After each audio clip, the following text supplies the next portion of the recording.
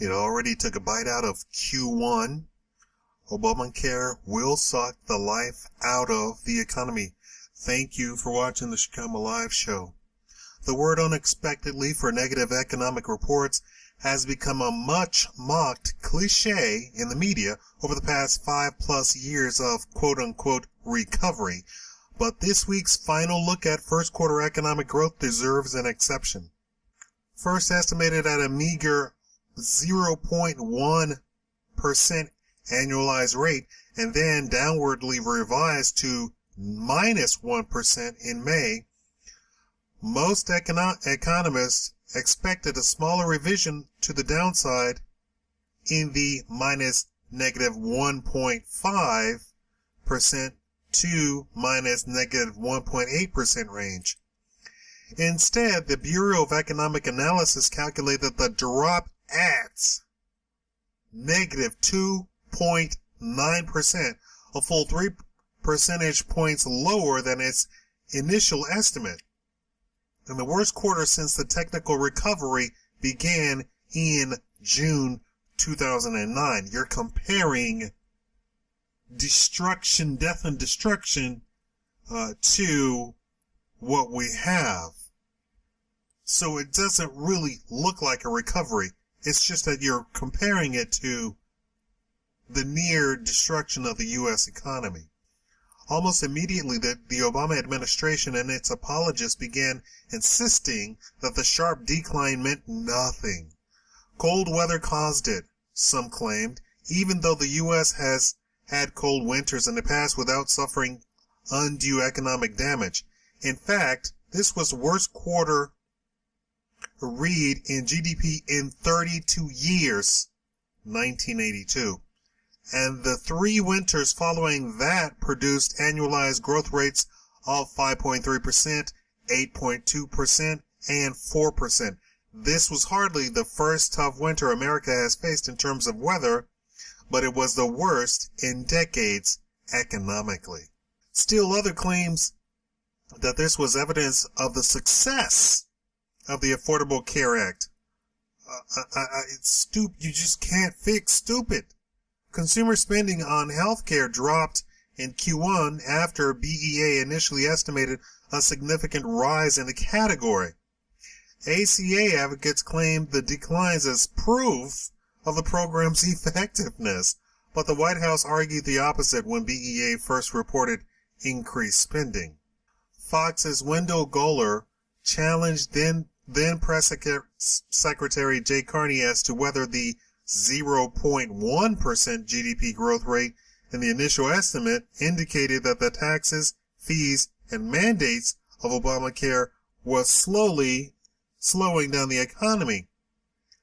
Quote, the report makes it clear that it was consumer spending on healthcare that helped drive economic growth in the first quarter, Carney responded, and that is directly related to the increase in people who have insurance because of the Affordable Care Act.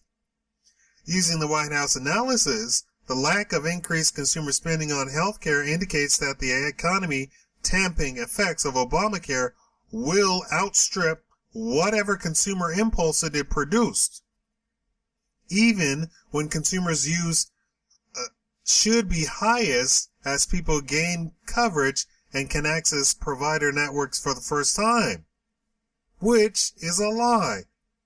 They couldn't access provider networks for the first time because everybody got canceled on, and even the people that they said was supposed to have access to healthcare couldn't have it, never could. It was all a lie. Get ready for more dampening effects on the economy from Obamacare, too. The Washington Post reminded readers this week that the employer mandates will soon come into force for most businesses, which now have to make decisions on staffing, hours, and benefits for their 2015 budgets. The Post focuses first on a restaurant chain in Idaho to see how the employer mandate has impacted staffing and benefits decision. The owner of Bar Denny in Idaho, Kevin Settles, had to put expansion on hold and the new revenues and jobs it would create, while tracking employee hours and setting up health insurance options for those who worked enough hours to qualify. He even offered to get more of them insured if they worked at least 39 hours a week, and was shocked when only a handful accepted. Others quit to work at higher paying part-time jobs. To my surprise, having had this program in place for nearly a year, Settles told the Post, I don't think the staff cares that much about health insurance coverage. Figure that. Who'd have thunk it? I have told you that most of the people that they said were uninsured, most of them, A, don't care about insurance and health insurance to begin with, B, pay cash for any needs that come up when they need health care. They pay cash. It's a very small percentage that are quote-unquote poor, too poor to be able to afford health care, and those people are not covered under Obamacare. Wake up, people. Businesses care about it, though, especially the cost. Investors Business Daily has documented over 400 mid to large-size employers that will or have already cut workers' hours to avoid the full-time classification that will force them to provide health insurance or pay fines for non-compliance. Not all of these are private sector employees either. The list recently added 7 public school districts that intend to cut hours for non-teaching personnel, moves that will save them millions of dollars in benefit costs. The Post also reports a move by French food service company Sodexo to reclassifying 3,000 workers as part-time in order to drop their health benefits. How do you like them apples? So they had health care and health benefits at their job, but because of Obamacare, they have reclassified the people, dropped their hours, and dropped their health benefits. How is this possible?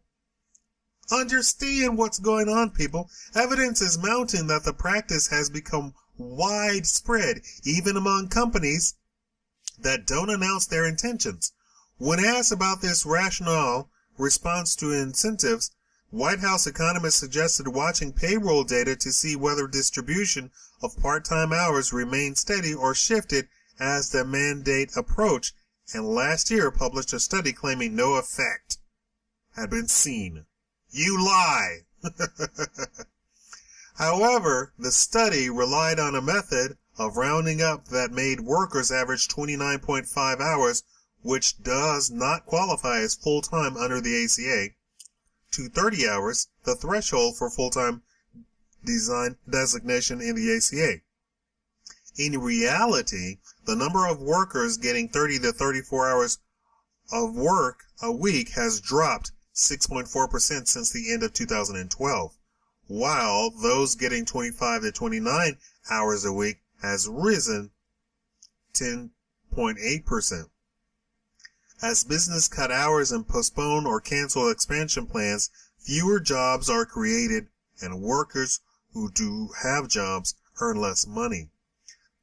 That soft labor market also hampers wage growth and has a dampening effect on consumer spending. That's before the cost of Obamacare hits the workers themselves, with a new report suggesting that the brunt of those costs hit middle-aged women hardest. The Obama administration has already postponed the employer mandate once to delay the inevitable economic damage of these options.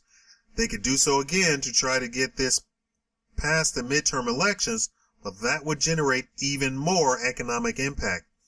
The ACA needs the employer mandate in place to raise around $150 billion a year to pay for the premium subsidies that make 76% of the average premium cost to the individual, according to the same report above. Nearly 9 in 10 exchange enrollees are receiving those subsidies, and without that revenue, Obamacare's red ink will soon turn into a tsunami that cannot possibly be hidden. The expected revenue is another part of the same problem, too. The $150 billion a year that will get sucked out of operating revenue and capital would otherwise have gone into expansion and job creation, which means that Obamacare has the White House between an economic rock and a fiscal hard place. In the next few months, all businesses employing 200 or more people will have to make the decision whether to cough up that cash or to cut hours and save some for growth. Don't be surprised when business choose the latter, and don't be surprised to see more unexpectedly bad economic news when the mandates become fully effective. I've made many videos about the Obamacare. I've reported it. I've reported on the actual wording of Obamacare, how it does not actually offer health care to those people in need. It does not qualify people who were unqualified before. It actually doubles, triples, or even multiples of 10 times more expensive health care. And then finally they came out and said that the people in Washington saying that the Obamacare packages were much better than you had before was an actual lie, and it is the reverse. You do not get more health care. You're not offered more things. You are simply paying for unnecessary items and not getting as much of the stuff that you really need in the actual health care packages.